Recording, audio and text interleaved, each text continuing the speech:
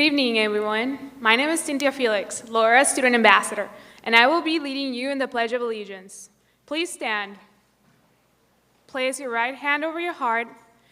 Ready, begin. I pledge allegiance to the flag of the United States of America and to the republic for which it stands, one nation, under God, indivisible, with liberty and justice for all. You may remain seated.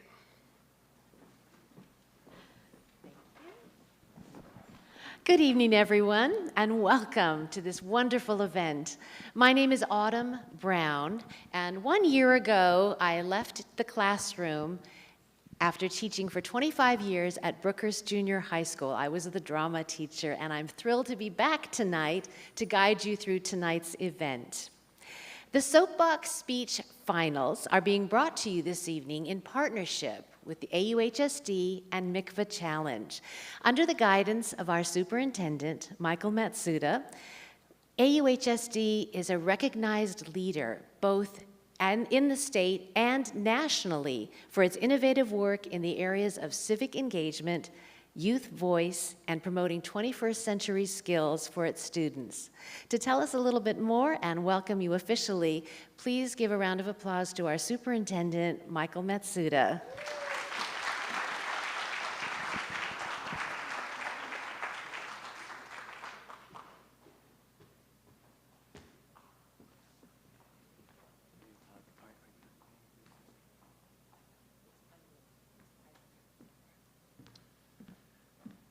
Good evening, everybody. It's really an honor to be here and to listen to our student voices. I'd like to, first of all, put a shout out to our students. Let's put a round of applause for them. And a round of applause to our parents, too. Really appreciate you supporting this. And, to develop and cultivate student voices and student leadership, we need teacher leadership.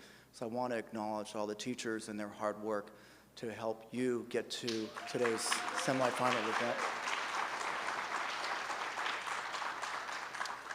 So I'm here with a colleague, Dr. Barnett Berry from the University of South Carolina. He just came in from Vancouver. He's been doing a study of many leading districts in developing student voice, but also developing teacher leadership. And he shared with me a quote from some of the teacher and admin leaders up in Vancouver, Surrey Unified School District.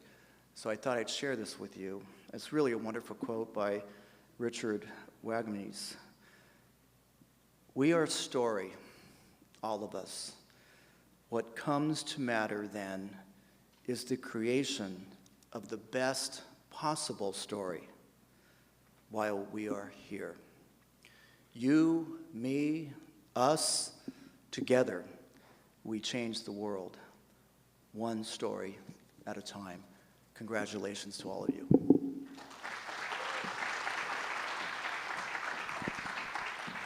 Thank you so much. I'd like to introduce a few special guests tonight as people from the Board of Trustees. First, our trustee president, Anna Piercy. Also from the Board of Trustees, Anne-Marie Randall-Trejo and Brian O'Neill.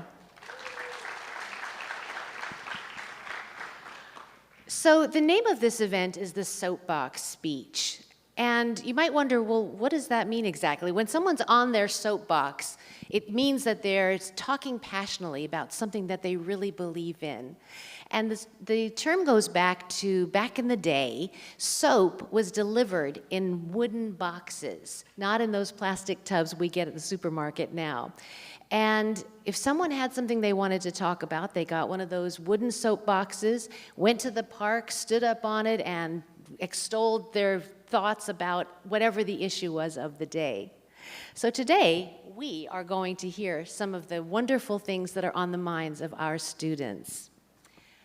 I do not envy our judges to try to determine who is the most effective speaker tonight. Let me let you in on a little secret, what they will be looking for. Our speakers will be judged on content. Is the issue clearly explained, and is there evidence to support it? Structure and style. Is it organized? Does it capture our attention? And lastly, the delivery, body language, vocal variety, and articulation. Let's take a moment to meet our judges. If you would please stand up, say your name, and an issue that is important to you, just a phrase or a word. Mr. Switzer, we'll start with you.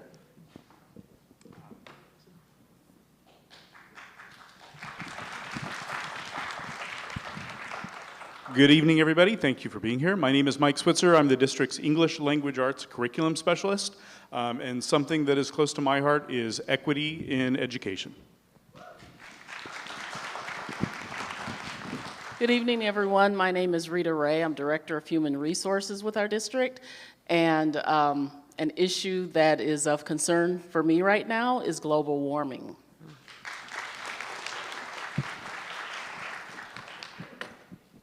Good evening, everyone. My name is Tolteca Cuauhtin here with Mikva Challenge, and I'm actually here as a proxy for our president, Renee Green, who is flying out from Chicago for this event and will be joining me shortly as a judge.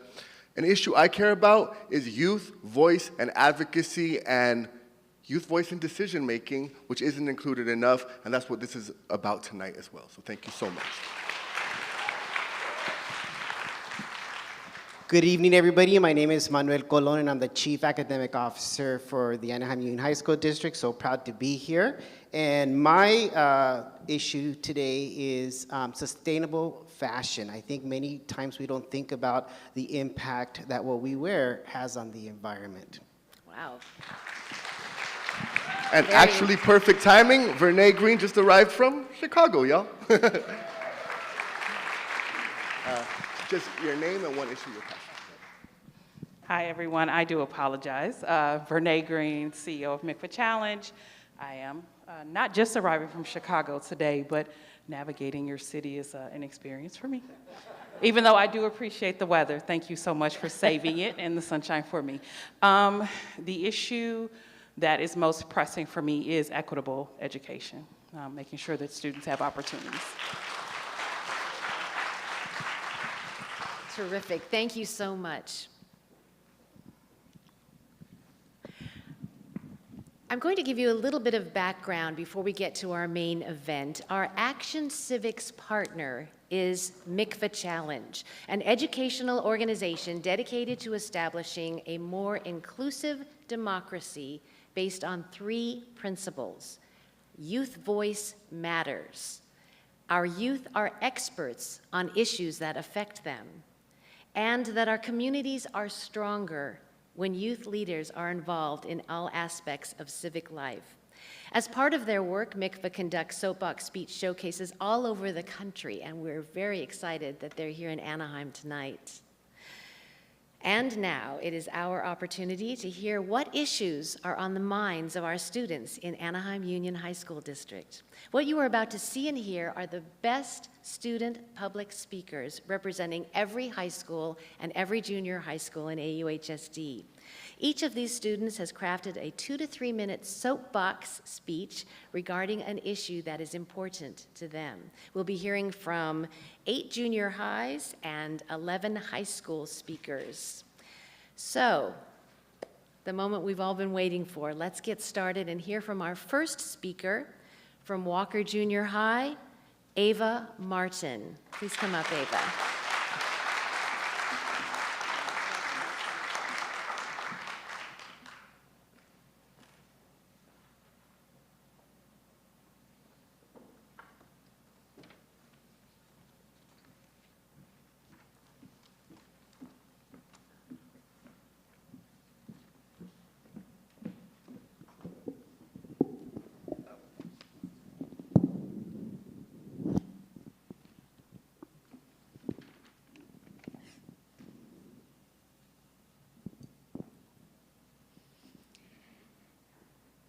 Every day, teenagers wake up to their phone, whether it's to check the time or to turn their alarm off. 90% of teens, which is a good sum of us here, are checking our phones in the morning, most likely to check social media. In our generation, social media is like a drug. We are hooked onto a simple app with pictures or videos of other people. Now, raise your hand if you have a social media account. Keeping your hand up if a social media app like Instagram, TikTok, or Snapchat is something you check every day. Now keep your hands up if social media has affected the way you look at yourself. Keeping your hands up, look at your peers. Everyone that has their hands up around you has been faced with the unrealistic beauty standards of social media today. Now put your hands down. Instagram to TikTok, growing hormonal teenagers are slammed with these impossible standards. On these apps, there are many ways to make each other feel insecure, from telling people they should have perfectly clear faces to having a perfect body shape.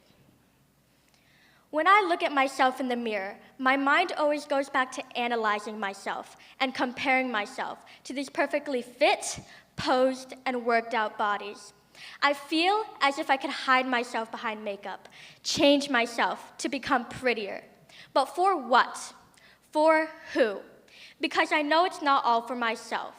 It's for others, and it's to show others that I'm living up to that standard we are given today.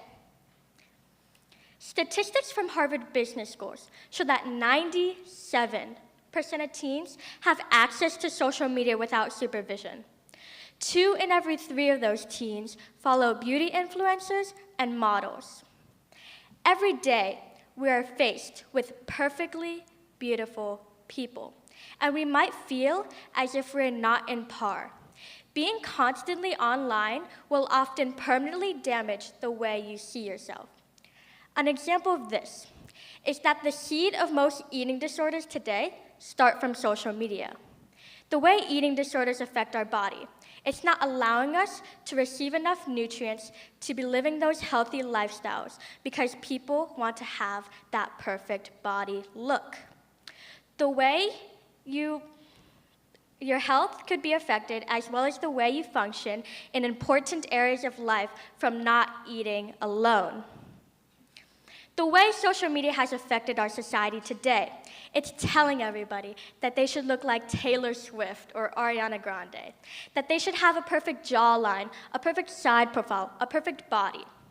But that perfect is impossible. Us, as a community, need to take into consideration that as much as we change ourselves, we won't be living up to that unrealistic standard we are given today.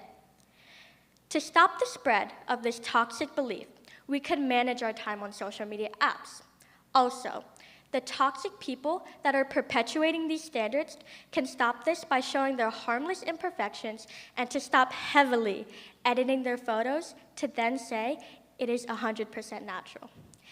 It is us who are keeping the toxic standards of today, and we need to start training our minds to reverse these thoughts. We need to change, and we want to change. We want to show everybody that you don't need to change yourself to look like someone else, to feel pretty, or to feel handsome. We need to learn there is no perfect, and we need to stop thinking there is.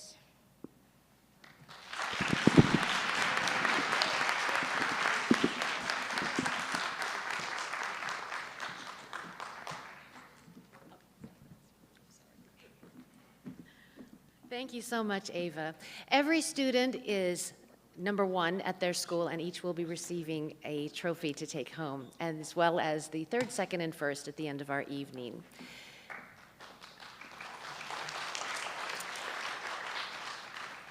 If you'll take a look at your programs, those of you that are speaking, and you know that you're coming up next, maybe while the person before you is on stage, you can make your way down to the foot of the stairs, so we'll be ready to go.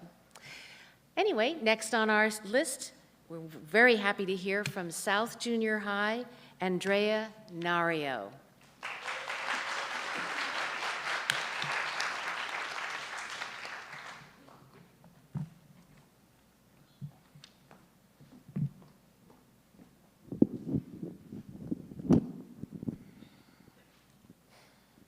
Now, before I start, imagine this in your head. You're walking down the street trying to get to your destination, going down the crosswalk, passing by the bus stop, and there, you see in the distance, right there hiding in the shade from the cruel weather, is a somebody wearing ragged clothing and harsh conditions, pleading for someone to lend them spare change. Startled by the sudden expression, you freeze in the spotlight. What would you do in the moment? Most people will look away, cowering in fear by the somebody's miserable appearance, not even sparing them a glance. A small percentage helping with open arms. That somebody you've just encountered in your mind is just the 1% of the skyrocketing total of 580,466 people who are experiencing homelessness in the United States on any given day, according to the Statistica. My name is Andrea Nario, and I will be talking to you about homelessness in the United States of America. Homelessness has become a crisis in the high-rise, doubling up in our home state, and yet the government is swatting away this national problem like it was nothing. Based upon the information on Britannica, the number of homeless citizens alone had a shocking number of 3 million people in the 1980s.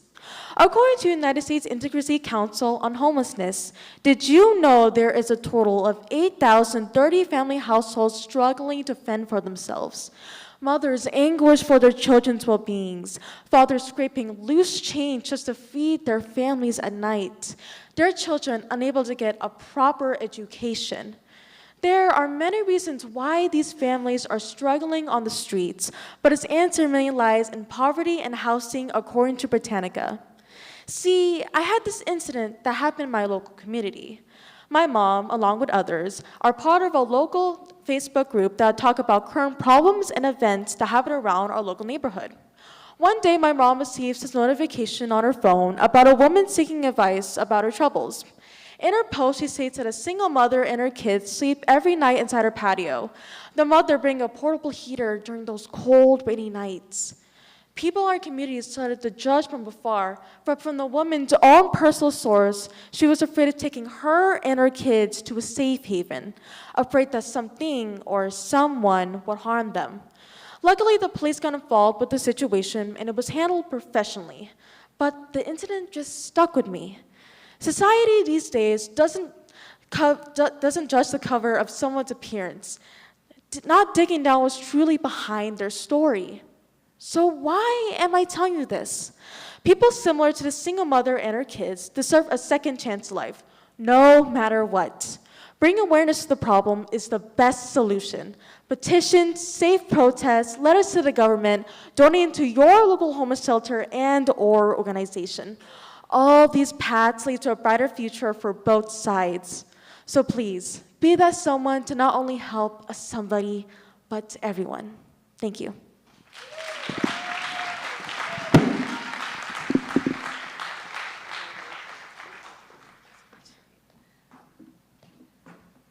Thank you, Andrea. Just a note to our speakers, you do not have to pick up the microphone. If you prefer to just use the stand, that's absolutely fine as well. And if you need to adjust it, just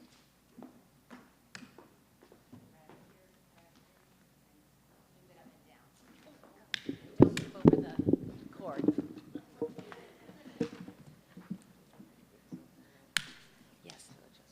Yes, go ahead if you need to, sure. Very excited for our next speaker. Are our judges ready? I don't want to rush you. Thank you. From Oxford Academy, Nathan Perera.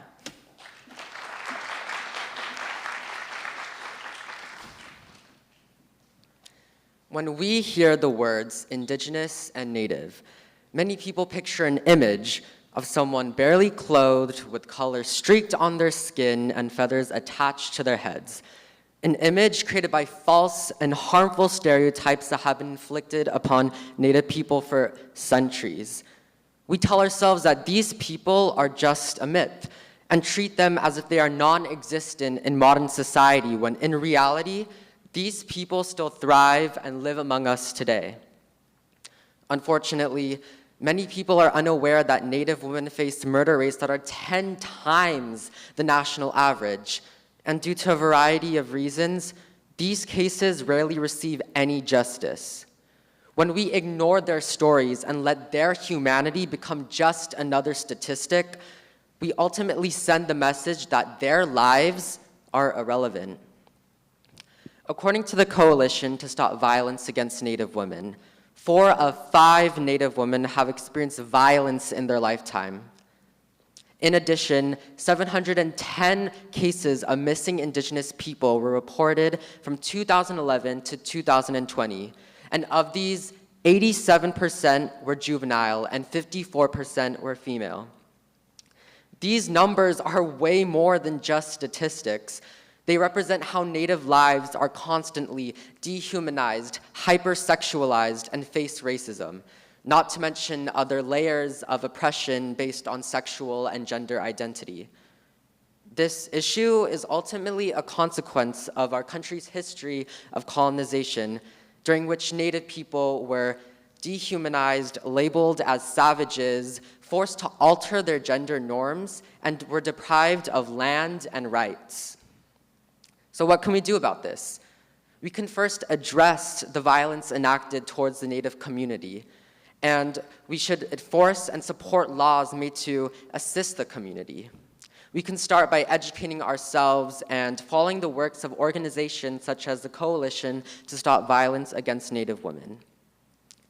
Indigenous voices must be heard. We can do this by engaging with our friends and adults, as well as using social media to amplify Native voices. Hope is ultimately not out of reach. We, as a future generation, must come together so we make sure that Indigenous lives are heard. The Indigenous community have experienced the scars of intergenerational trauma for centuries, and to journey towards healing, our society must come together and spread awareness. Thank you.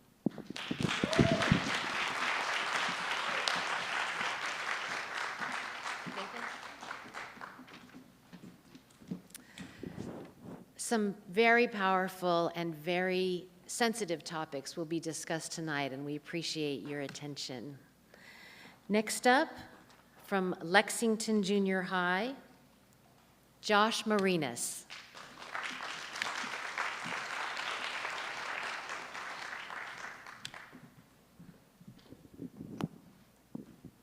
Can we all agree that every second in our lives matter?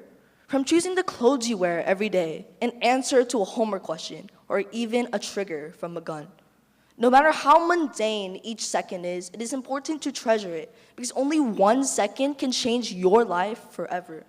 Hi, my name is Josh Marinas, and as a 14-year-old kid, it is very hard to speak from experience.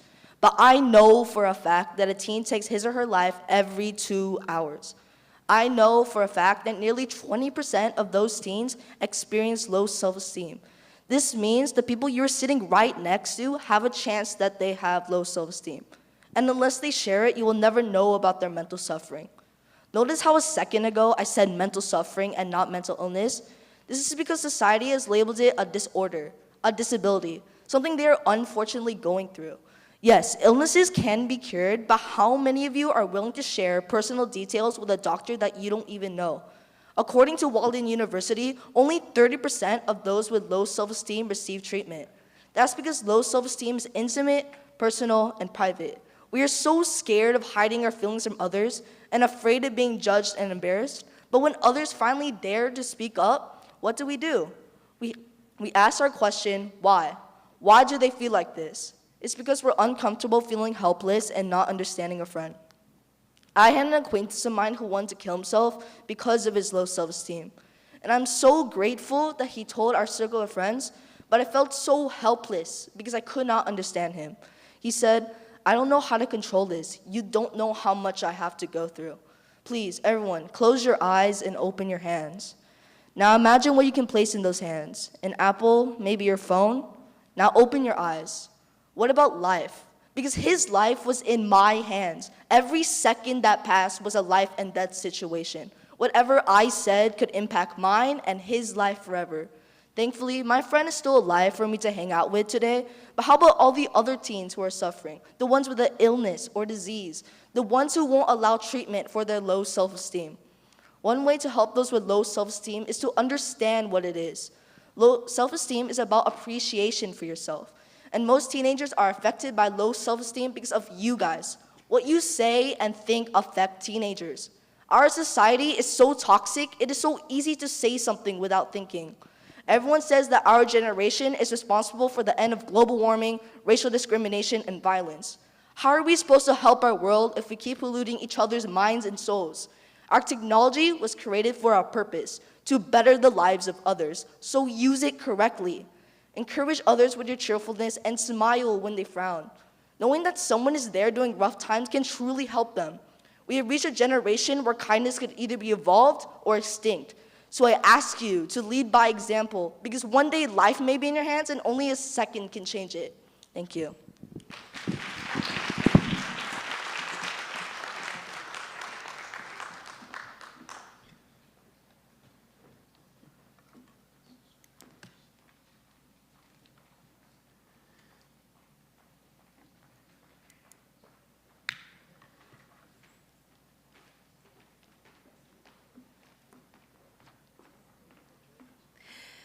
Next up, from Orangeview Junior High, Nicole Martinez.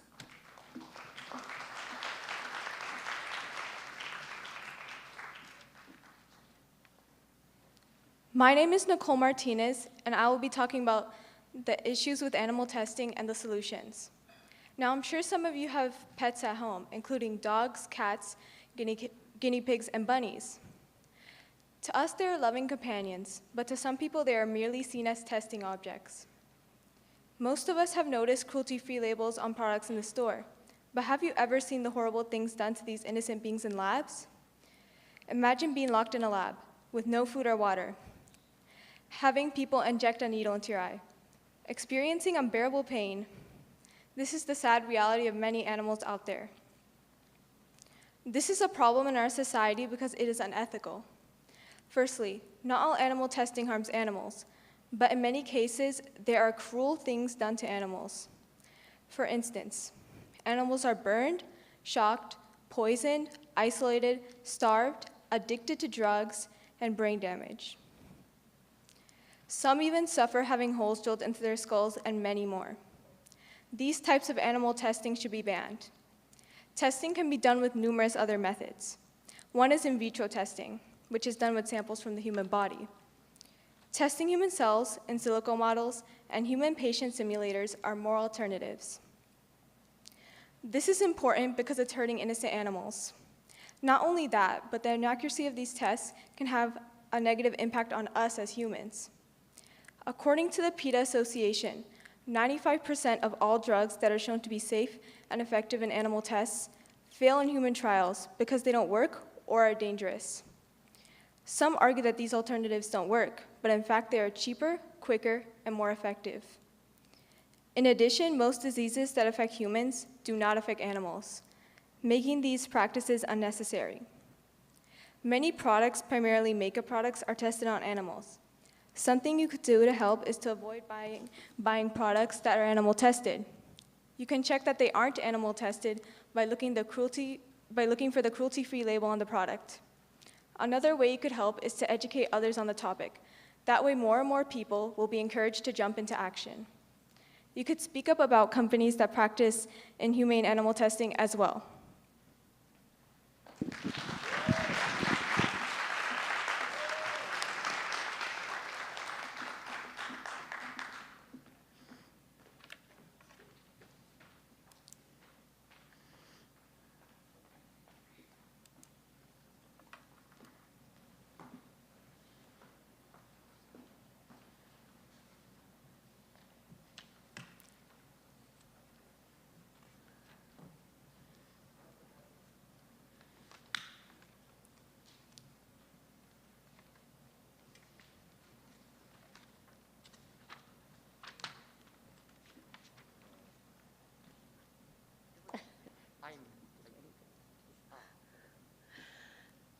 From Ball Junior High, someone who's ready to come up, Grant Gallagher.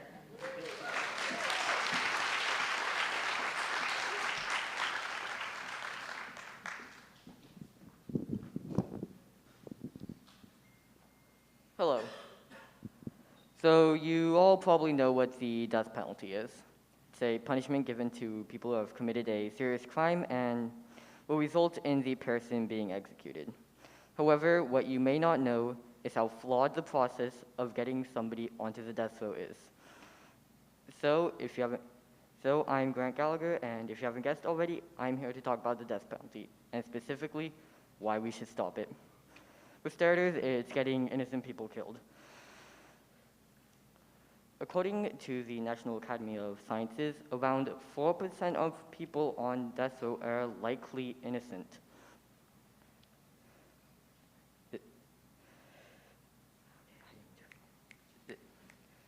This would mean that this is it. I cannot do this. You got this. You got it. This would mean that this government-approved policy is getting innocent people killed. Along with this, the death penalty is a violation against human rights. When thinking about the topic of human rights, many things may come to mind. However, the thing that stands out here is the right to life. And I do not think you can find a more clear violation than a death sentence. Along with this, removing the death penalty would increase funding in other projects. The death penalty is a fairly expensive process. In fact, so expensive, it beats the life sentence. As an article has stated from hg.org, the death sentence costs around 10 times more than a life sentence. This would mean that if we were to replace the death sentence with something like the life sentence, we would have more funding for better punishments and ways to stop people from committing crimes that would get them on death row in the first place. Sadly, it's not the easiest to stop the death penalty. It's a government-controlled thing, and there are not too many ways to fight against it. However, we can still help against it. For starters, polls. As of right now, California is one of the 3 states who have not decided whether to stop or keep it. If anything came up, if any poll were to come up for it, there is a pretty obvious choice there is a pretty obvious choice. You could also raise awareness, small talk, conversations, anything that would help more people know the problem with the death penalty. So, if you and the person sitting next to you and everybody else in this room would help out, we can stop the death penalty.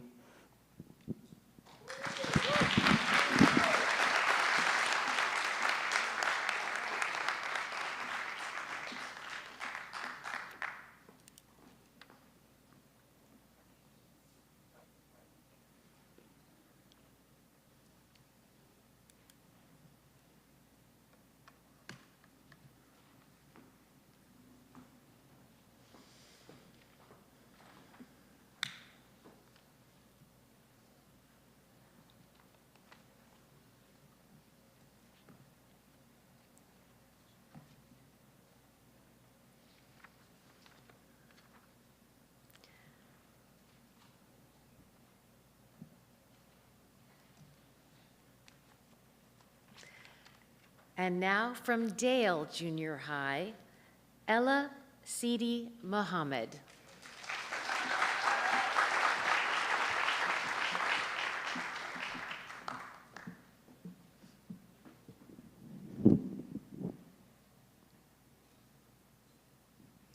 In our society, each one of us lives wherever we want to, without the threat of war or the fear of being displaced.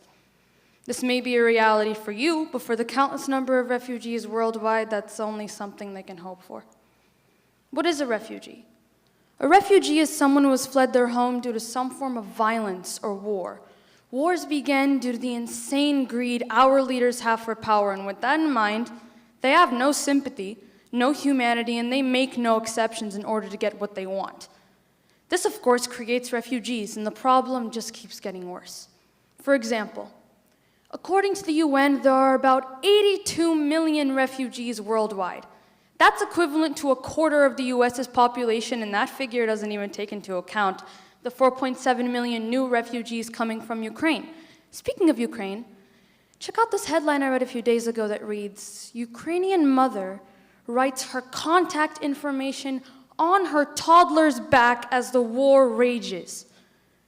We usually memorize our parents' phone numbers in case we get separated, but have you ever thought of a war tearing you apart from your loved ones? Maybe forever? I understand a situation like that must be pretty hard for you to imagine. So let me put it this way. What if you were a deer? You live day to day in your ecosystem, roaming about with your herd, when suddenly a tiger pounces on you, viciously preying on you and your group, and you're thinking, what is this animal doing here?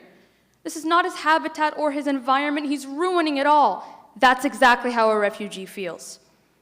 Why are these soldiers killing my people? Why are these tanks roaming through my neighborhoods? Why am I running away from my home, the only home I've ever known? Those innocent men, women, and children that have those thoughts racing through their heads on a daily basis will never feel truly at home again. Now, for a problem as big as that, of course, there are some solutions. For one thing, governments really need to cut back on military spending so we won't have that much resources for war. And for another, humanitarian agencies, such as the UN, could work together in order to host and protect our refugees. The most effective solution is for each and every single one of us to make a personal commitment to helping these troubled people. So advocate for them, support them, open your doors to them, and if your leaders don't let you, tell them to stop making refugees if they're not willing to host any. Why should millions suffer in a situation they didn't create nor choose? Don't be afraid to talk about things like this, because in the words of Malala Yousafzai, and I'd like you to take this to heart, there's a moment where you have to choose whether to be quiet or to stand up. I'm Alae Sidi Mohamed, and I choose to stand up. I'm asking you to stand with me. Thank you.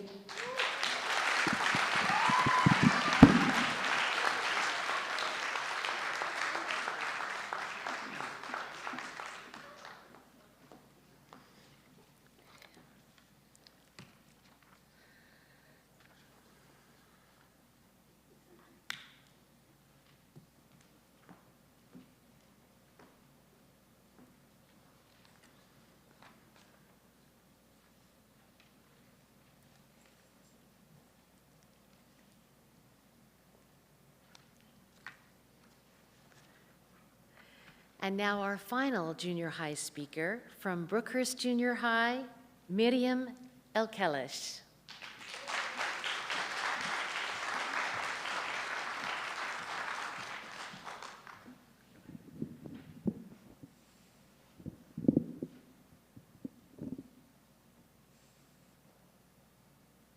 Stuck. In a toxic cycle, the lack of self-discipline chipped away at me. Disappointment threaded through my veins. Crying at night was normal, and I can't count how many broken promises I've made to myself. Unfortunately, this cycle is common for most teenagers.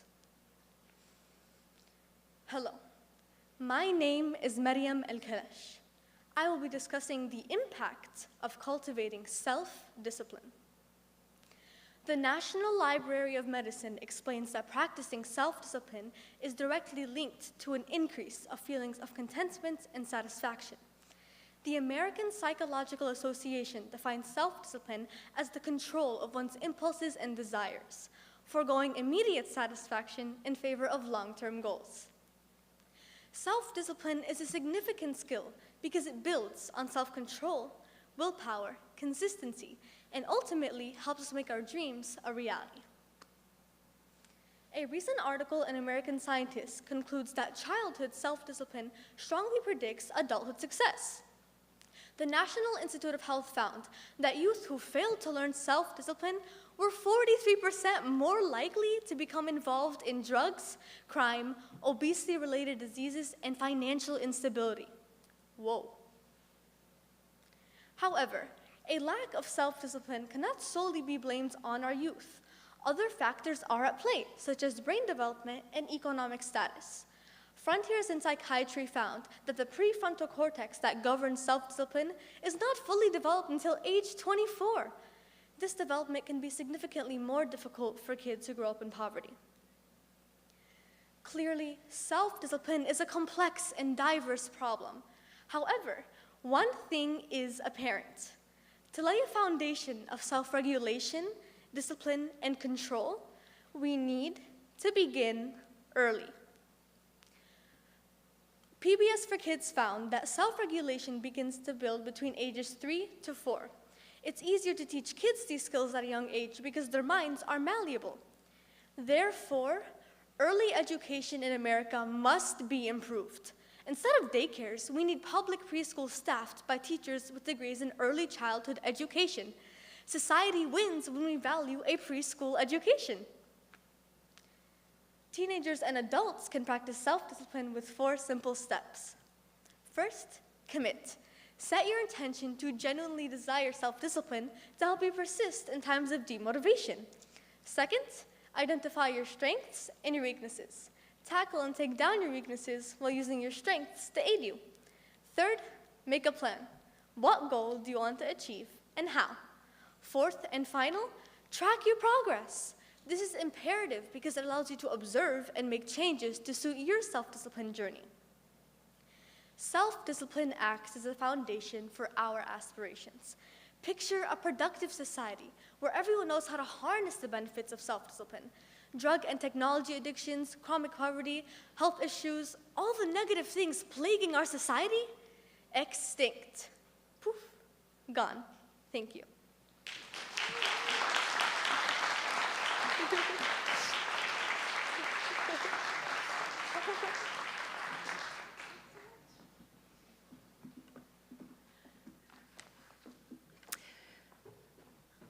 Many years ago, there was a study done that asked people what they were afraid of.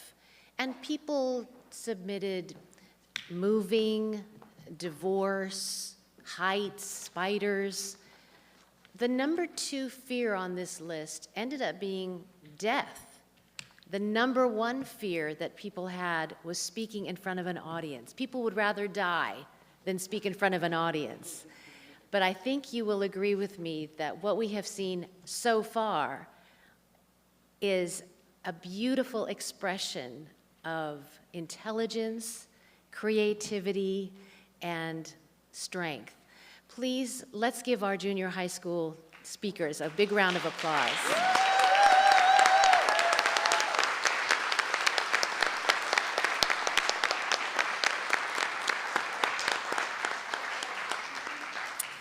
And let's move on. From Anaheim High School, Esmeralda Lopez.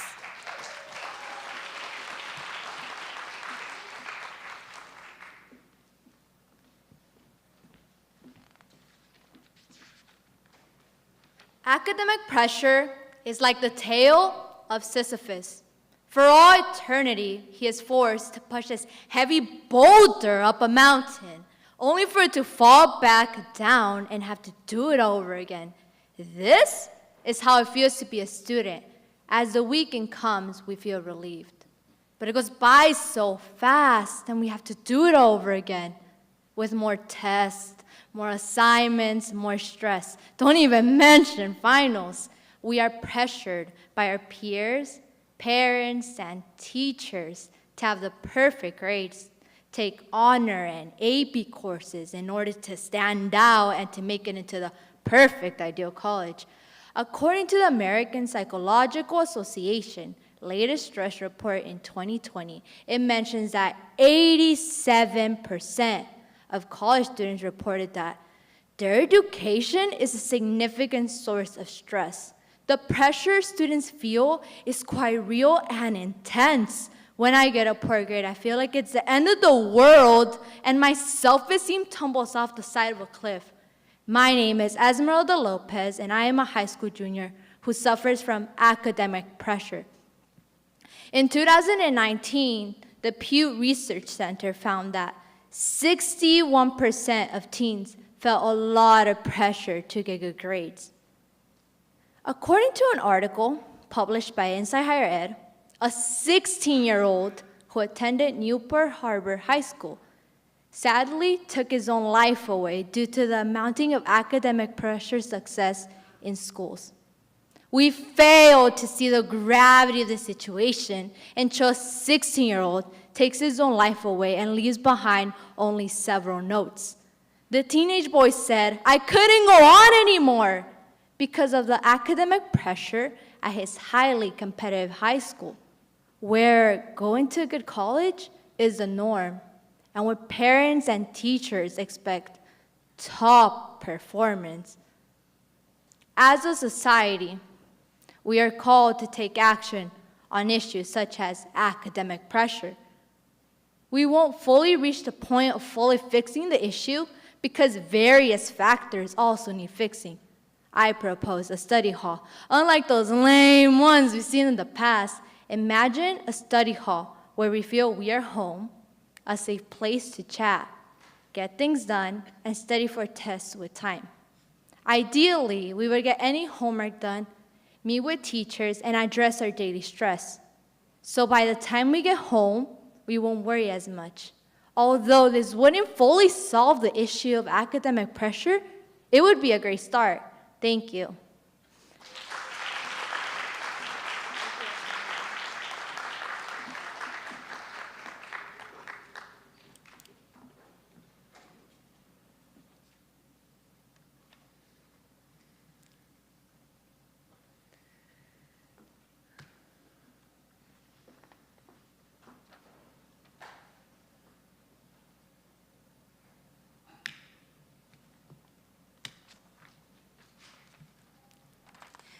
And from Kennedy High School, Anthony Speary.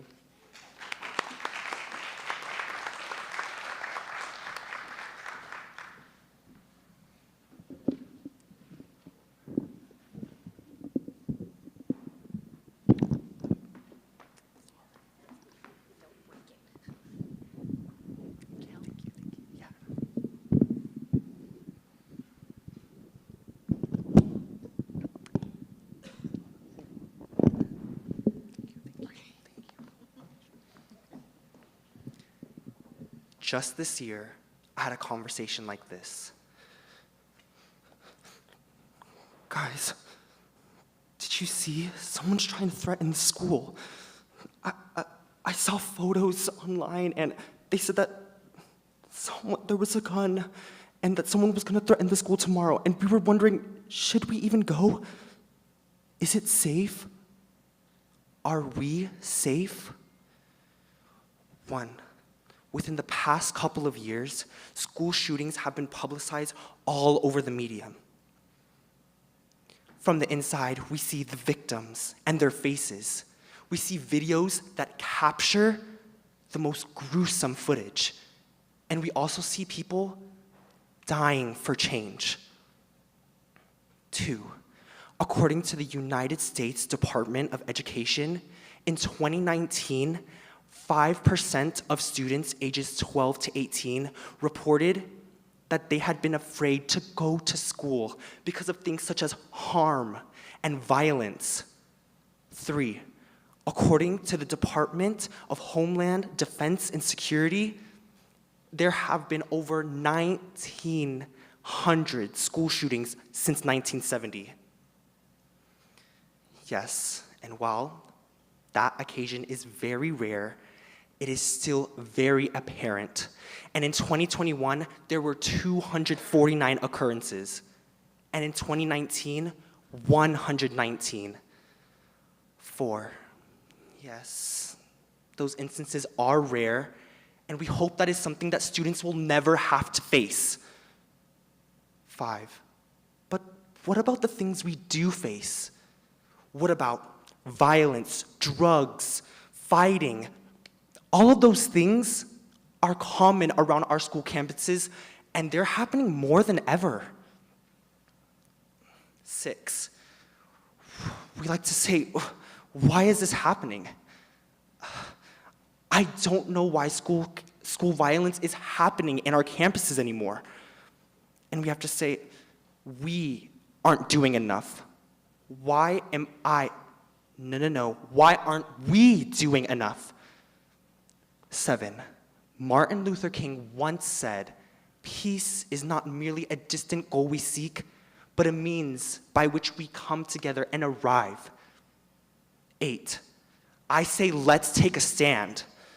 9, let's bring educational programs for our youth across campuses. Let's create rehabilitation centers for students, and let's create clubs and events that surround violence prevention. And so that the next time a student counts to 10, it isn't because they're scared. It's because they have a moment for them to breathe and say, I'm safe. You're safe. We're safe. Thank you.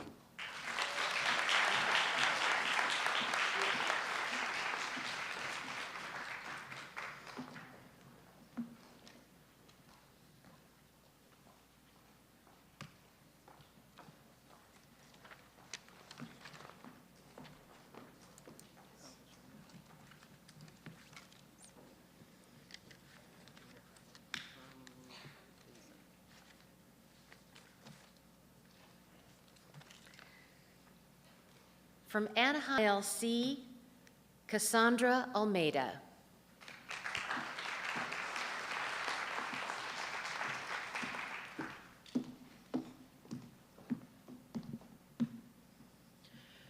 A 6-year-old, brown-skinned little girl, ashamed for being the darkest in her class.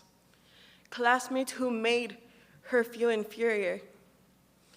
No longer a little girl, but a strong 17-year-old who finds humor in grown men yelling at her to go back to her country, who has found beauty in her brown skin. Her name's Cassandra Almeida, and she stands before you announcing that her culture is beautiful, and it took her some time to appreciate it. Eleanor Roosevelt once said that no one can make you feel inferior without your consent. So I, Cassandra Almeida, will never give anyone my consent to make me feel inferior or less than.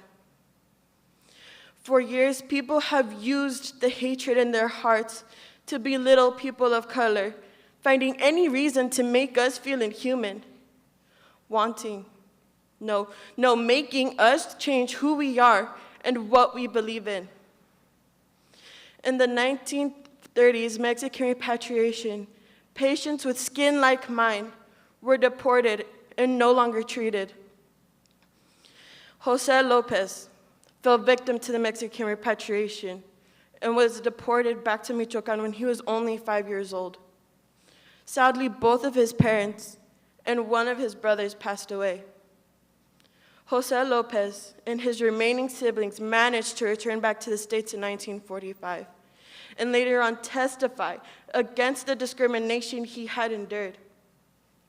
The Chicano movement made to fight this kinds of discrimination, made to fight for education reforms, made to fight for rights for the land workers who worked on the farms, made to fight for our negative stereotypes.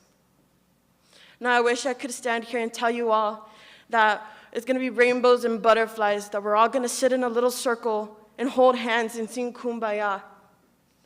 But I can't tell you that because it's far from reality. And I'm not gonna sugarcoat and tell you that I have hope that it's all gonna end, because it's not. A simple solution would be to simply agree to keep all hateful speech in our heads and not react with hateful emotion. But then again, it's far more deeply rooted.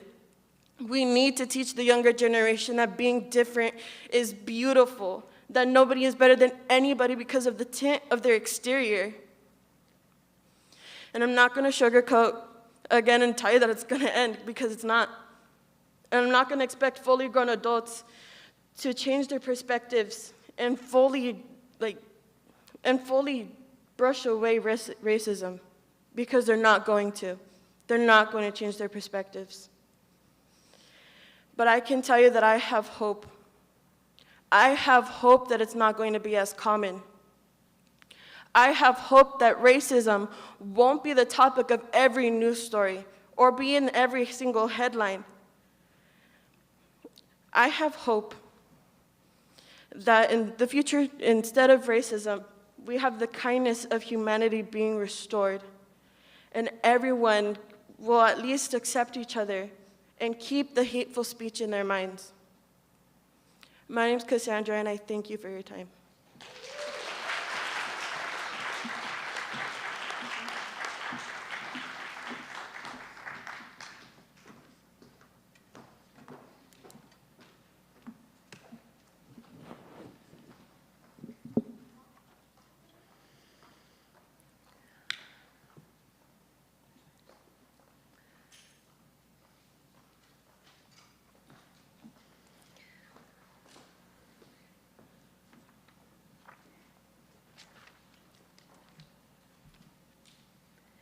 From Cypress High School, Rebecca Cho.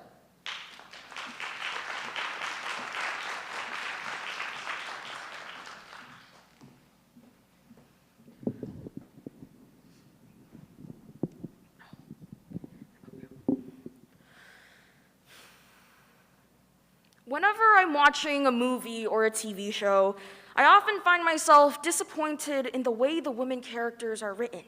In fiction, they're seen as one-dimensional, devoid of any multifaceted identity.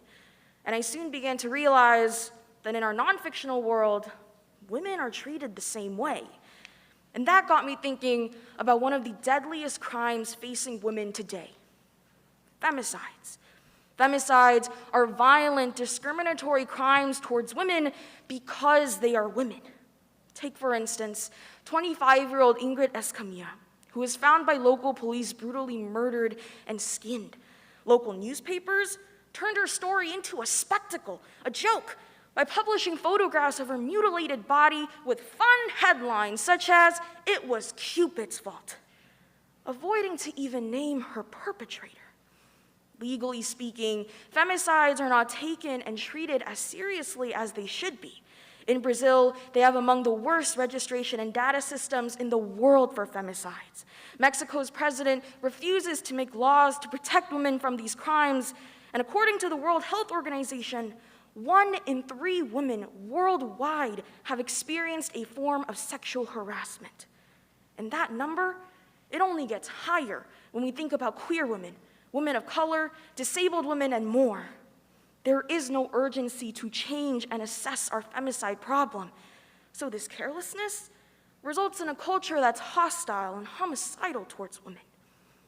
When discussing solutions, everything needs a starting point. So let's start. Femicides are bad. No. Killing women is bad. I mean, it's not that hard. Well, I don't think it is. To tackle all of these injustices in the world, it's important to create a beginning, something that simply starts the conversation.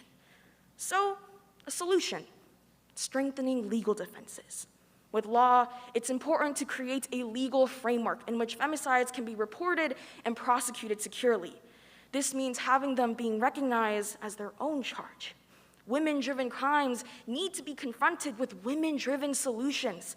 This creates a world where women are able to feel safe in the environments that they take space in, a place where they can truly live their lives without having a fear looming over them. Because like the thousands of women trying to bring awareness to femicides, I'm tired, and I just want to see change. The accounts of women violence is not just the TV shows or the movies. They're not fiction.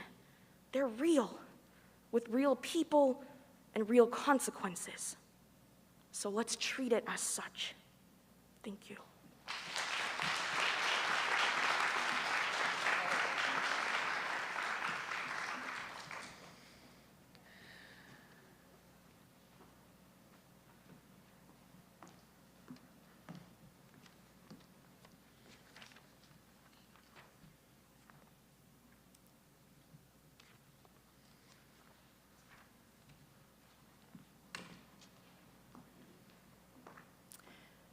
And now, from Gilbert High School, Kira Warren.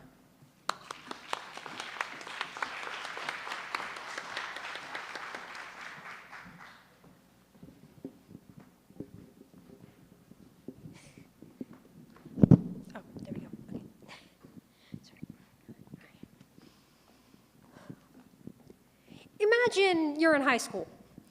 You're keeping your grades up, maybe working a job on the side, but you're also struggling inside your own head. You constantly feel like the world is resting on your shoulders. You feel hopeless, worthless, messed up. So what do? Well, obviously, you'd want to confess these feelings to your parents. But when you tell them this, they don't listen to you. No, because you're too young. Sound a little familiar? Whether you are on the giving or receiving end of this, the point stands that mental health among teenagers is often overlooked. My name is Kira Warren, and I'm here to talk to you all today about mental health in high school. Why is it that we ignore these kids? According to the CDC, 1 in 3 high schoolers experience feelings of overwhelming sadness or hopelessness. That's a lot of kids to just feel a bit blue, right? Well, 1 in 5 have a diagnosable emotional, behavioral, or mental health disorder, and half of those kids have a problem so severe that it impairs their normal functions. Things like waking up on time, having motivation to do work, making friends, or paying attention. The recognition of these disorders or illnesses isn't shameful. It's quite the opposite. With 80% of all students not receiving the proper care that they need, it is more important than ever to bring these kids that care instead of to pretend that they're doing it for attention. Let me tell you all a story. At my first high school, I started to discover these problems about myself. I didn't feel like I fit in with the rest of the kids. I wasn't normal. Something was wrong. Half the time, I didn't have the motivation to get out of bed in the morning. My friends there, they were all the same as me. None of us were normal, and that's okay. We were coming to terms with that. But after the quarantine period, the school wanted to help, but their help wasn't helpful. They kept repeating the same stuff over and over, thinking they were doing us a favor. Just cheer up, just breathe, just hold it in, just don't let it show, just keep those grades up, just smile, just ignore it, just pretend that you're fine. They didn't see the numerous kids who weren't okay. They saw us as a letter. If you didn't have perfect grades, you were tossed. Schools tend to stigmatize these disorders and make them seem like something lesser than it truly is. But this all ties back to the important question. What can you do? Or what can I do? What can any of us do? Most of us don't have the power to change this on a large scale, but it's important to start small. The main thing that we can do as a society is to normalize mental health. Talk to people and check in with them. Make sure they're doing okay. Your family, colleagues, friends, anyone who you feel comfortable talking to. Normalizing and acknowledging that people have mental health problems is the first step to a better world. A world where someone like me can come to their parents, guardians, teachers, without the fear of reprimanding. That is the key to the better world of mental health acceptance. Thank you.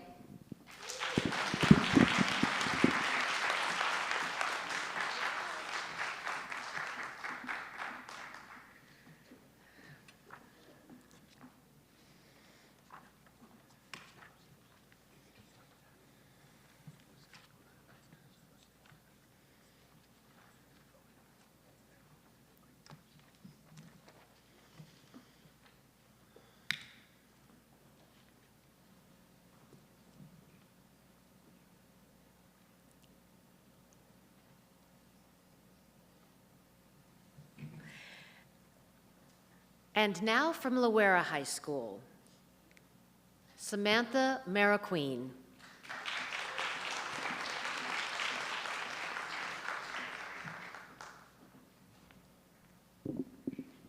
This is a big crowd. By show of hands, how many of you have ever gone sick or injured? Yeah. Now, keep them up if you have gone to a doctor or gotten any medication that your insurance paid. Now look around you. That's a lot of hands. Now put them down. Now tell me, what would happen if you didn't have medical insurance? Then the cost of that visit or medication would come out of your pocket. One of my family members is sick, but not in the way that could be resolved with cough syrup. He struggles with drug addiction and mental health issues. Thankfully, we have the insurance to cover drug rehabilitation and therapy. But not everyone has this luxury. According to Advocate, a platform promoting accessible mental health resources, effective therapy can cost at least $120 per hour. Some places that offer low-cost mental health resources are not as effective at handling mental health illnesses as the ones that are more costly. The outcomes that determine a person's well-being are called social determinants of health, which are caused by social conditions such as family income, access to medical care, or even access to education. I am worried that the students across Anaheim that are facing similar situations are unable to obtain the help they need for their loved ones or even themselves because of such high-cost treatments. According to Orange County's 2019 report, it found that 1 in 6 children are currently facing poverty, and mental health hospitalization rates grew 87% in the last 10 years. Now, this is a problem because people have different access to medical care, safe housing, transportation, but not everyone can attain these things. A person's life expectancy and well-being should not be determined by their zip code or access to universal health care. Orange County has implemented changes in order to fix these issues. These focus on inclusivity, equity, comprehensiveness, collaboration, and multi-dimension. But we as students can do something. We have a choice. We can either sit idly by and continue to watch these social health determinants affect children like us, or we can do something by volunteering at local organizations or even supporting and actively supporting awareness of these social determinants of health, which I believe that we must do. Thank you.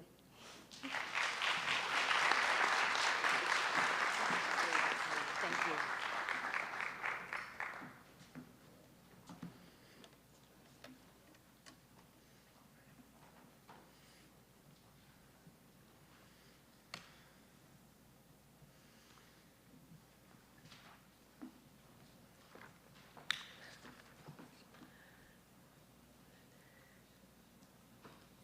And now from Oxford Academy, Melissa Rentana.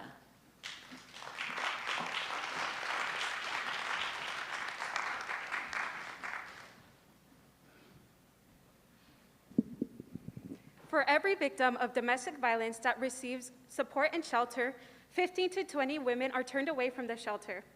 Domestic violence is a concept that no one is a stranger to, yet it is constantly overlooked in our families, and it is grossly underreported in the justice system. Sadly, 1 in 3 women and 1 in 4 men will experience some type of abuse in their relationship. Quarantine was a time where victims could no longer escape their abusers. Pre-pandemic, many victims and their families would use school and work as an excuse to leave the oppressive household that they lived in. But when quarantine started, that was no longer an option. They were now locked in with their abusers full-time for 24 hours a day. During quarantine in the United States, intimate violence rose anywhere from 6 to 21%. Domestic violence does not always leave physical marks, but it always inflicts damage on a person's psyche. No one should go home in fear that they will be abused at night. Perhaps so many women, especially women of color, would not go missing because they said no. People deserve a place where they can live happily and safely. That is the legitimate goal of a great society. Now, how can we help? Stay connected and informed by sharing resources such as the National Domestic Violence Hotline, or even local resources such as Laura's House and the Orange County Family Justice Center. You may be able to connect a person who is struggling. Then, use your voice to advocate. Advocate for those who cannot. It is never easy to ask for help, especially for victims who feel like they have no control within the situation. So if you see something, speak up and speak out. For speaking up and speaking out, you could save a life. Violence is never the answer, and anger is not an excuse to abuse someone. So, change a life by speaking up. Thank you.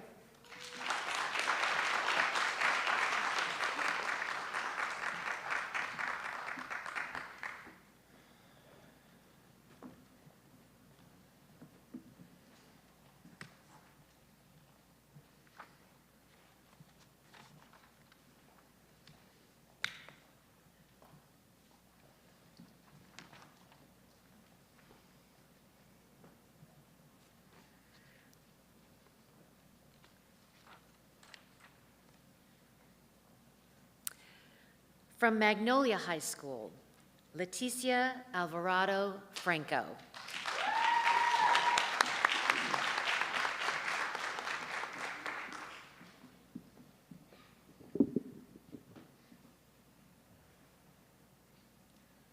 Looking up at the mirror, oh, sorry.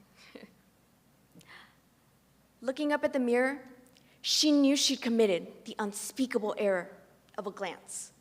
In swift motion, she grabs at her sides, pinches at her thighs, fists her nails into the corroding scratches on her arm. Cheeks soaked, she could feel the droplets of tears flow until they crashed down onto the bed sheets, coming to her mind.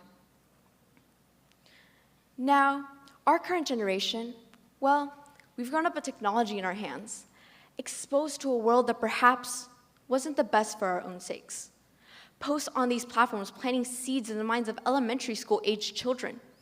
In fact, the Center for Discovery has reported that these companies spend over $17 billion on marketing to young audiences each year. And the broadness of social media has permitted for such beauty campaigns to be pushed out into the screens of these malleable viewers, feeding children the message that beauty can only be beauty if it fits the definition that social media is projecting. Beauty to them means six-packs, prominent muscles. Beauty to them means thin, hourglass figures. Beauty to them means full lips with the most defined of jawlines. Beauty to them means everything we're not. Conveniently enough, social media also seems to provide the fixes to all the issues they've decided we have. Fingertips swiping up to reveal the latest tips on how to lose fat fast. A cookbook guide for only $29.99. Let's not forget the promo codes now. All promising us the satisfaction of having the same gorgeous figure as the one slapped on the cover of the advertisement. Children who, mind you, have limited control over their body shapes are now bred into the mindset that this standard is the only acceptable shape, and nothing else.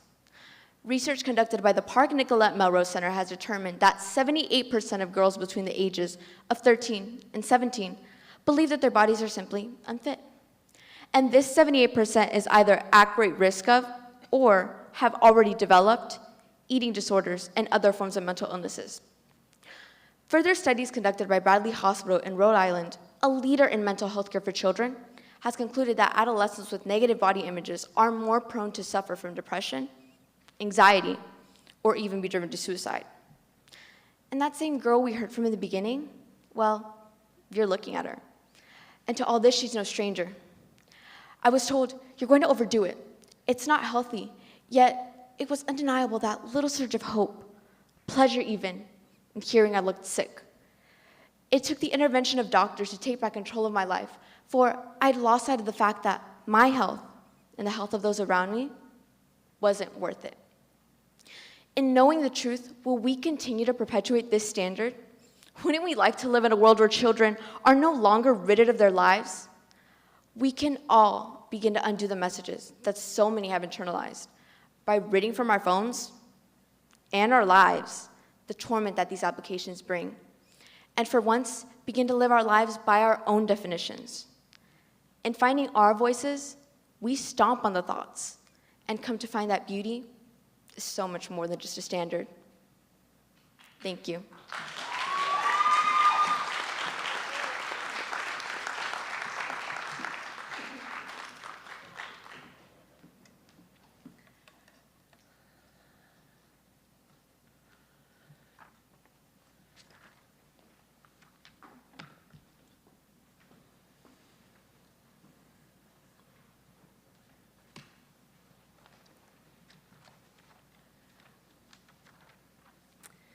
From Savannah High School, Halima Asari.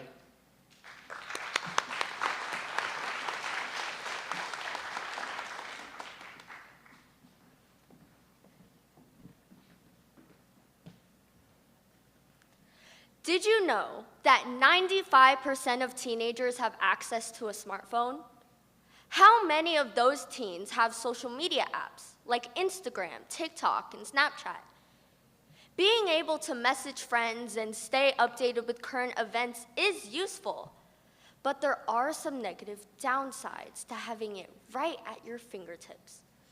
Which brings up a very important question to consider. How is something as innovative as social media affecting the mental health of our youth? Hello, my name is Halima Asari. The connection between adolescents' obsession with social media and poor mental health is fully supported by the evidence. In May 2018, the Pew Research Center found that 45% of teens admitted they were constantly checking social media platforms. With quarantine, teenagers are on their phones now more than ever, which could affect their mood, attention span, and overall awareness. In January 2017, the American Psychiatric Association reported that people using more than 7 social media platforms had 3 times the chance of experiencing depression and anxiety than those who used less than 2. The amount of time a teenager spends on social media is not the only contributing factor. A teenage student, Jada Bromberg, was interviewed by WUSA 9 News about how social media had affected her life, saying that at first, most of her online interactions were positive, but it soon started to feel like the opposite. She said, "I felt the negative impacts of it because I was looking at people hanging out with friends and I was not always being invited. I started to feel sad when I was alone at home." Jada began to isolate herself, which led to self-harm and depression. But instead of keeping her story to herself, she decided to spread awareness and used her experience to help those in similar situations. People like Jada, who genuinely want to make a positive impact, are helping to rebuild social media to a place where everyone can feel welcomed. If social media were like that, teenagers would feel less anxious, seeing that not everything online reflects how the world really is. So what's the answer? Parents can set a time limit and supervise their children's use of digital devices. And teens can set an ideal schedule for themselves to prevent spending more time on social media. More and more teenagers are getting hurt, meaning we should work through this matter in a team effort. Thank you.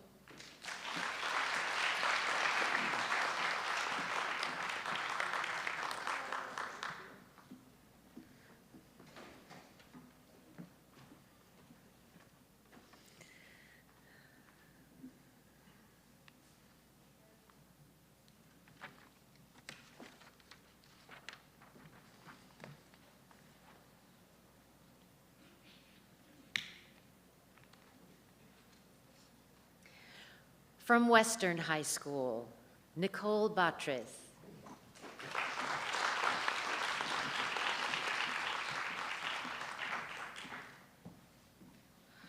Hi, good evening. Raise your hand here if you're a parent. Wow, a lot of parents. Now, today I was supposed to talk about food insecurities, but I'm not. I'm going to be talking about the injustice that I had to grow up with, and many of my friends had to go through. This injustice is no one listening to us, not our voices not being heard. Now, a little bit about myself. I am someone who has been hospitalized twice for suicide, and yeah, hi. And in the hospitals, there were a lot of people who thought like me, that this is all in my head, what am I doing here? I'm sorry, I shouldn't have done this. And then there's people out there saying, hey, it's fine, it's not in your head, all right? It isn't your fault. Whatever happened to you isn't your fault. Now, what my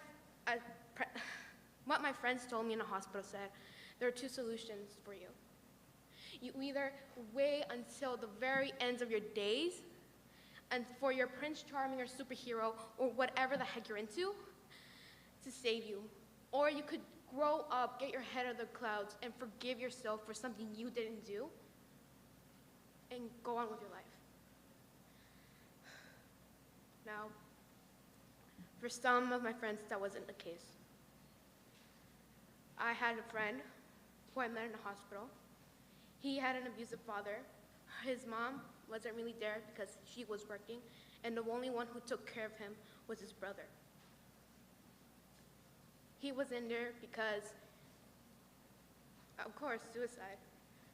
He was said to be a juvenile. Just because the way he dressed, the way he acted, he did some bad stuff. But what could he do? No one would give him a chance just because of appearance.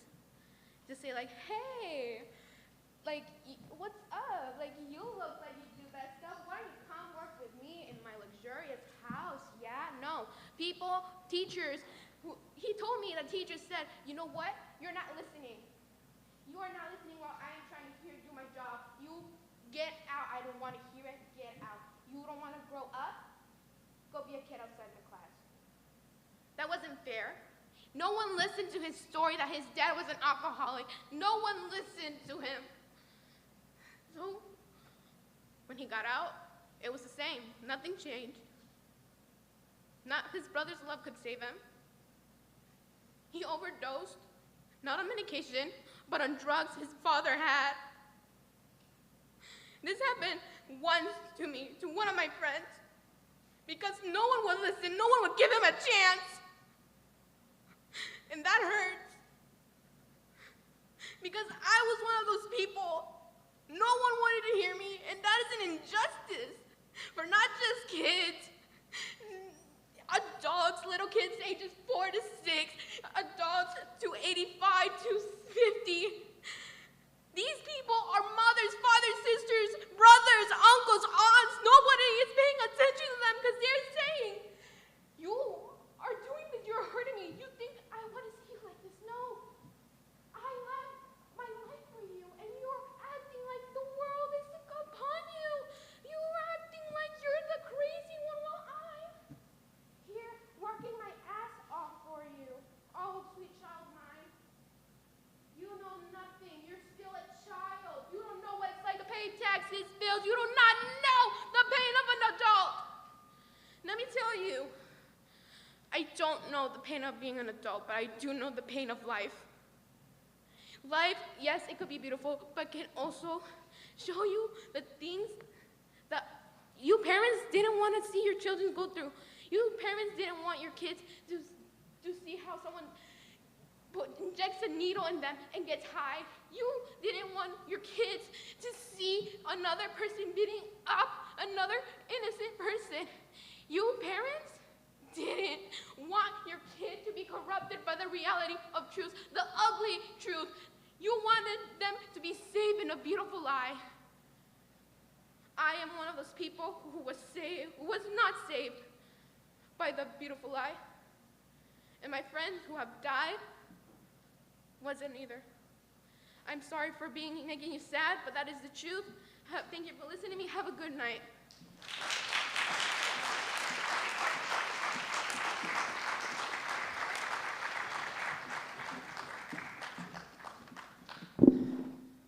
I mentioned earlier that the number one fear that most people have is speaking in front of an audience. And you can only imagine what it must be like to come up and speak with the lights and the microphone, to speak about something so personal and so meaningful, and to share that with everyone. And that's the joy and that's the beauty of the Mikveh Challenge, that we are able to share our voices. Thank you, Nicole.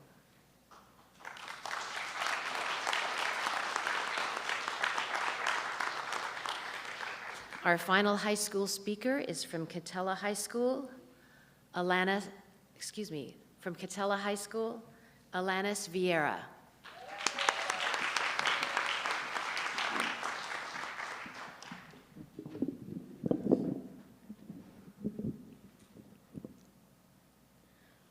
What are insecurities? Many people, boys and girls, have things about themselves that they don't like and wish they could change. It can be anything from your hair, your height, your weight, or an action. I personally connect to this topic because I have been an insecure person for a very long time, and I'm still learning to overcome these insecurities as I get older. Something that I have been insecure about all of my life is my height. I was told things like, Alanis, you're so tiny, or, oh, you're so cute, you're so small. And Although these comments were probably not intentionally meant in a mean way, it still did mess with my mind. I started getting into hair, makeup, and fashion so I could make myself look older to compensate for the youthful appearance my height creates. I was even offered steroids as a kid, but my parents refused, and I had always wondered why they didn't let me do it, because I just wanted to be like everyone else. I realize now that being small is something that makes me, me, and I want others to understand that they can look at their insecurities and think the same way.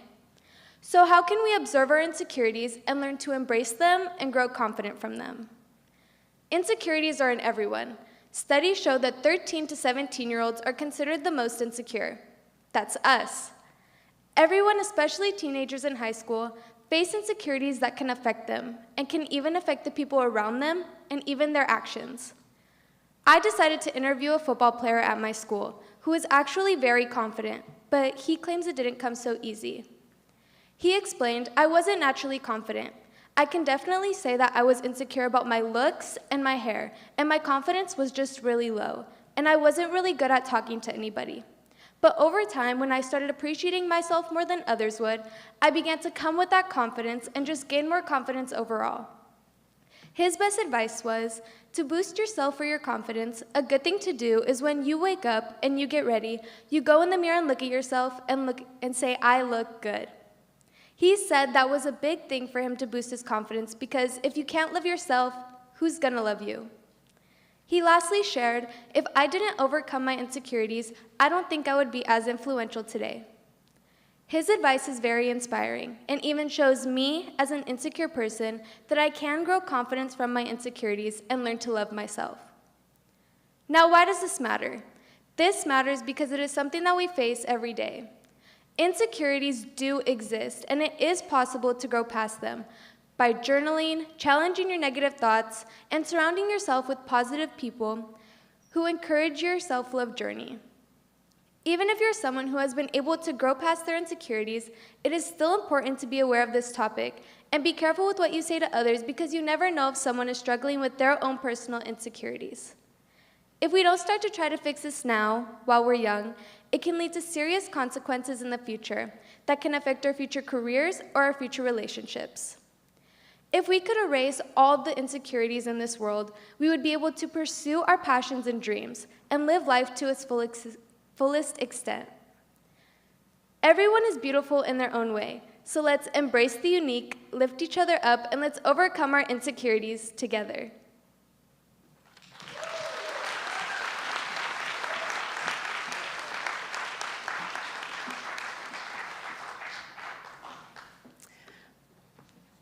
Let's give a round of applause to our high school speakers.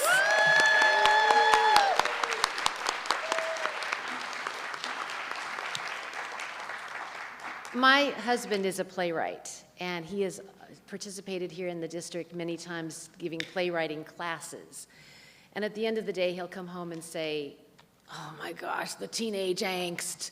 All they do is complain, and their family, and oh my gosh, we didn't hear any of that tonight. We heard intelligent, insightful, beautiful stories given with passion and bravery and courage. And I think that we're in good hands with this next generation. Don't you agree?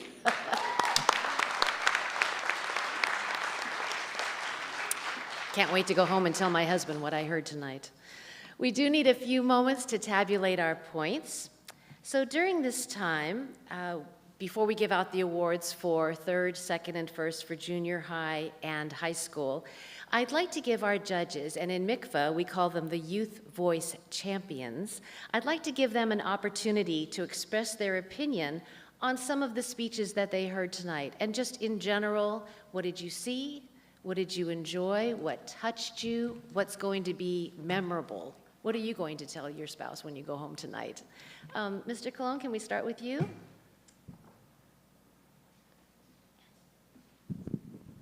Absolutely, thank you. First of all, thank you so much for having us, and thank you for inviting me to be a judge. I think it was, again, inspirational. First of all, I want to tell all the students you guys were magnificent.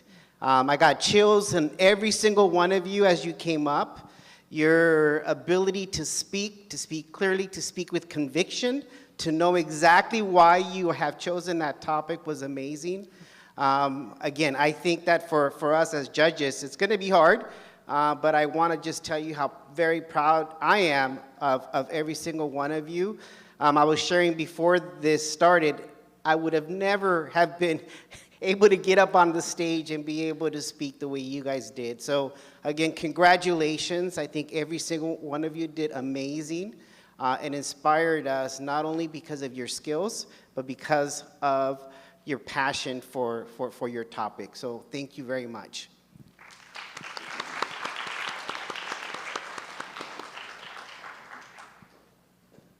Vernee Green, the CEO of MICVA Challenge. Hi, I do want to echo again to all of the young people, echo the exact same comments. I hope that you're really proud of yourselves. I watched each of you as some people like sighed before, and I was like, all right, come on, you can do this. Some of you, as soon as you were done, you were like, oh, like either I nailed it or I was really, really nervous. I speak for a living. A big part of my job is to travel around the country and talk to people about MICVA Challenge, and I got started and got really comfortable because I had to give speeches at a really early age. You know, we were the Easter speech at church. I don't know if the other people had to do that. You had to go up at 3 and 4 years old, memorize your lines and say them. My 5th grade teacher, Irma Brown, I still remember that, entered me into contest after contest and got really, really confident. And so as I was watching you all, I was like, they are ready. They are ready. Some of you stepped up on the stage. I felt the confidence as you walked across the room. Others of you got more and more comfortable as you spoke. And some of you were just relieved when it was over, but you did it. No one walked away and said, I can't do this anymore. No one stopped mid-speech. That's why at MICVA a lot of times we'll snap it up or we'll say, go on, you can do it. But just the fact that you got up here, that you spoke, again, these are skills. These are skills that adults don't always have. They're really, really anxious about. And you all are way ahead of the game. So just want to congratulate you. Again, I travel across the country to events like this. I was blown away here. I was blown away with the poise, the presence, the confidence, and the content. One thing I will say, and I always say this to adults, let's look at the topics that our young people have chosen. One thing we pride ourselves in MICVA is that we don't give you the topics, not to knock other curricula, but we don't say, here is what you need to talk about. We ask you, what's the most important issue to you?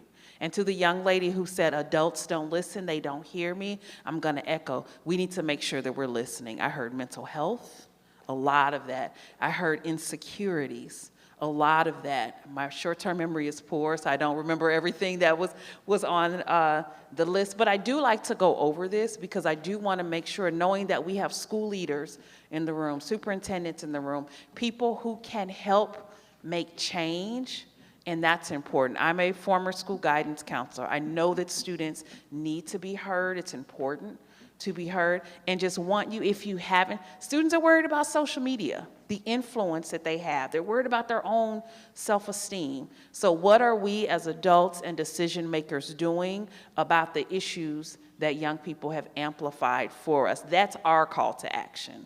You all have said these are the things that are most important to us.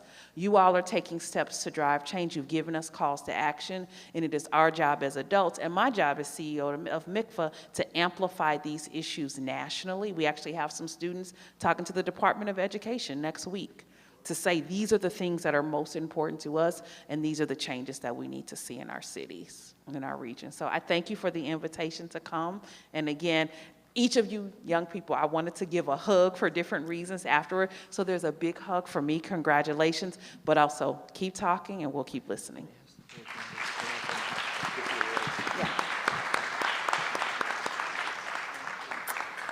Rita Ray, our Human Resources Director. Well, first of all, I want to say to all of the speakers, congratulations. You guys are all winners, you're champions, you're role models. What you got up here and did tonight was way beyond impressive. I know it took a lot of courage. I could tell how well prepared each and every one of you were to give your speech, and I just want to commend you on how well you did this evening. And I was also impressed by the vast range of topics that are on the minds of our young people. These topics were deep, they were thought-provoking, and the way you expressed yourselves and the way you talked about your topic was truly inspiring. So I just want to say congratulations to each speaker that was on the stage tonight, and in my opinion, you're all winners.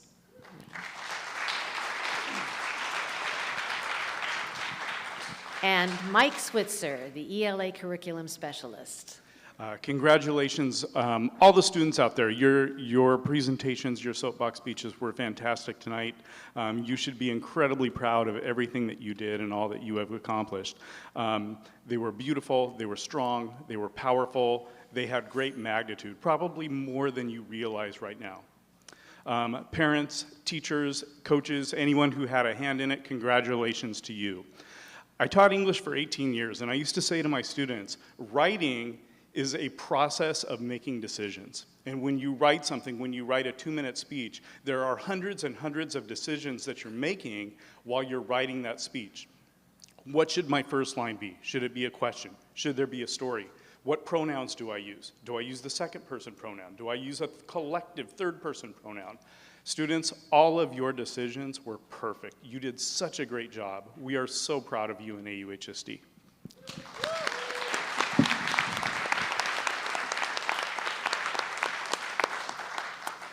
Well, we are nearing the end of our event. I am going to announce the award winners for third, second, and first for junior high, and then for high school.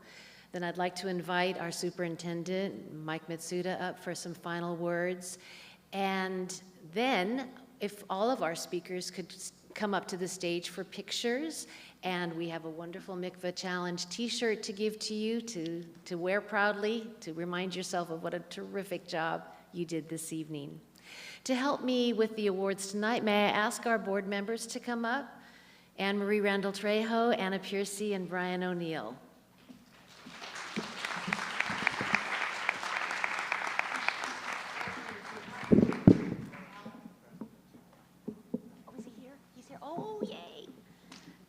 And I did not realize that Al Jabbar was in the house. Yay!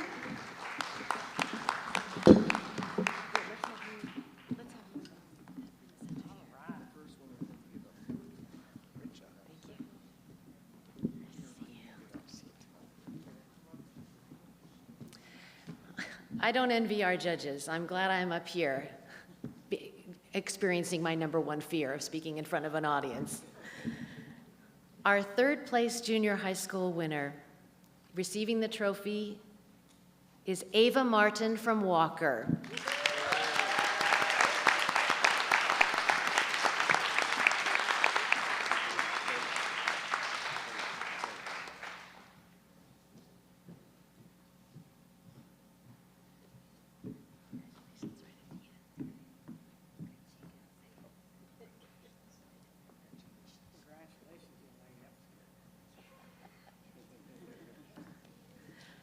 In second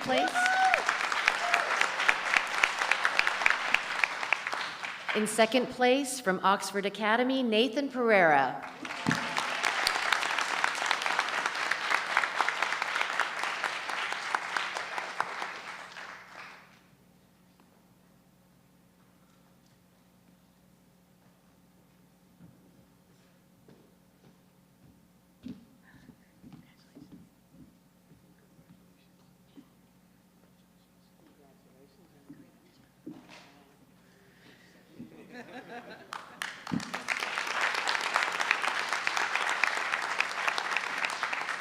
And the first place trophy for junior high school goes to Ella Sidi Mohamed from Dale Junior High.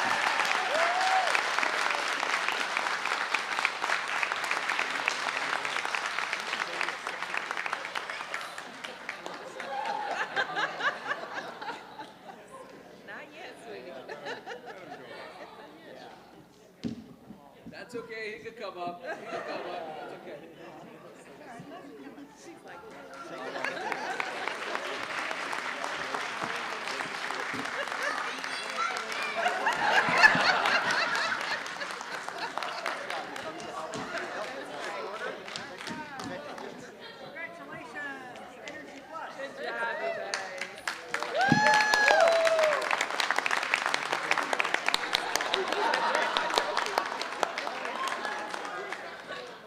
Wonderful. You have to speak to get this.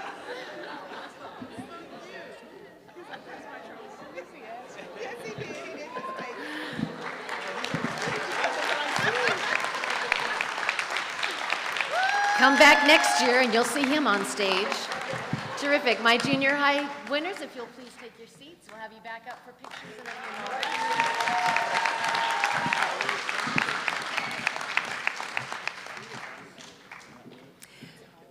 In the high school level, third place from Anaheim ILC, Cassandra Almeida.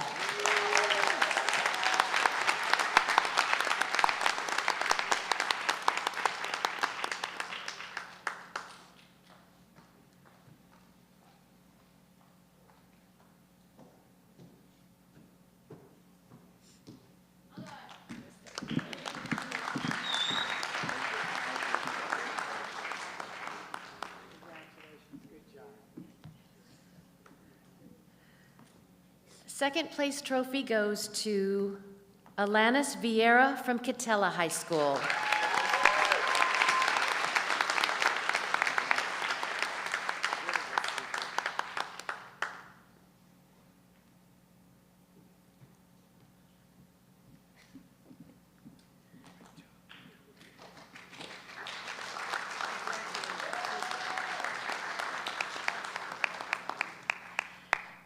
And first place goes to Rebecca Cho from Cypress High School.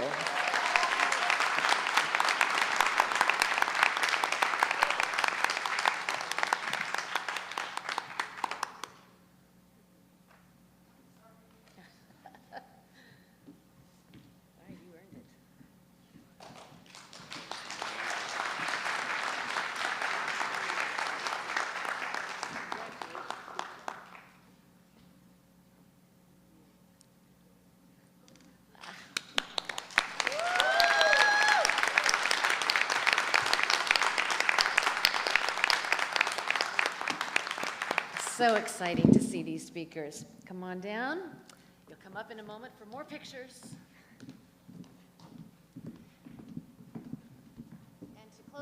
And to close out our evening, if I could ask our superintendent to join me on stage for a few moments.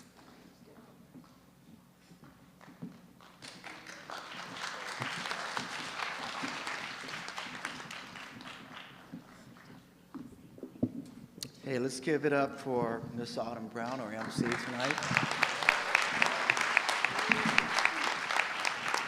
I'd also like to acknowledge our principals and our administrators in the back there.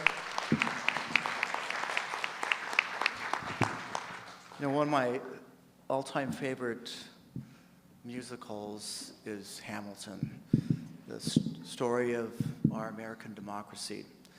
And it's really a story of having a voice in government. It's being heard by our leaders. And that's, when it came right down to it, that's why our founding fathers decided to rebel, because they were not having a voice. And they created this 250-year-old experiment called democracy. And arguably, our democracy is under threat.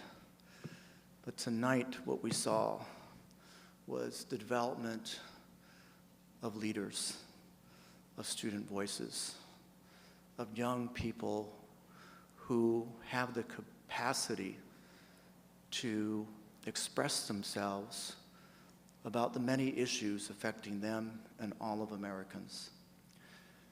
One of my favorite songs in Hamilton is The Room Where It Happened, where Aaron Burr laments that he's not invited to that room where the great compromise was made between Hamilton and Jefferson. Tonight, our students spoke in the room where it is happening, and that deserves a big round of applause.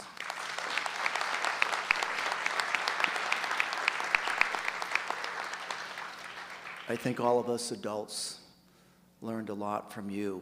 In fact, I had coffee with a colleague and friend of mine, Dr. Berry from South Carolina, who's studying education and teacher effectiveness. And we had a nice conversation about how teachers teach.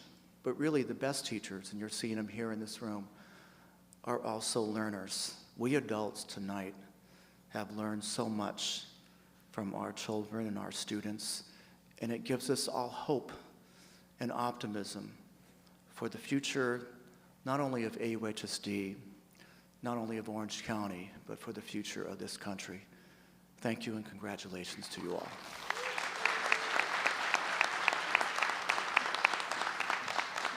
Thank you, Mr. Mitsuda. Well, that is our presentation for the evening. I don't miss being in the classroom, but I do miss students, and tonight was such a joy for me, and I hope you enjoyed yourselves as well. All of our speakers, please come up for pictures, and please come up for a t-shirt, and we'll see you next year. Thank you so much. Happy speaking.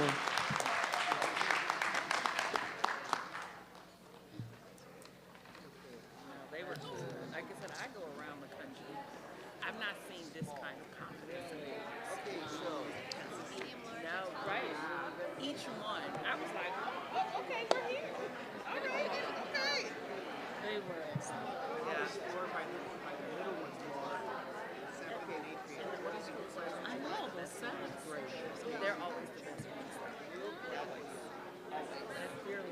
Yes, they're always the best ones. Make sure that it's so funny. It's like Hawaii. Every city. What large?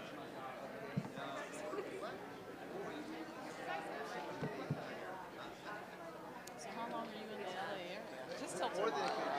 So you're in and out. It's a quick, you know what, this is the fourth trip I've had this month. So I was like, I'm just gonna go in and out, see the work, but then make some plans to come and stay. So, yeah, I was in New Orleans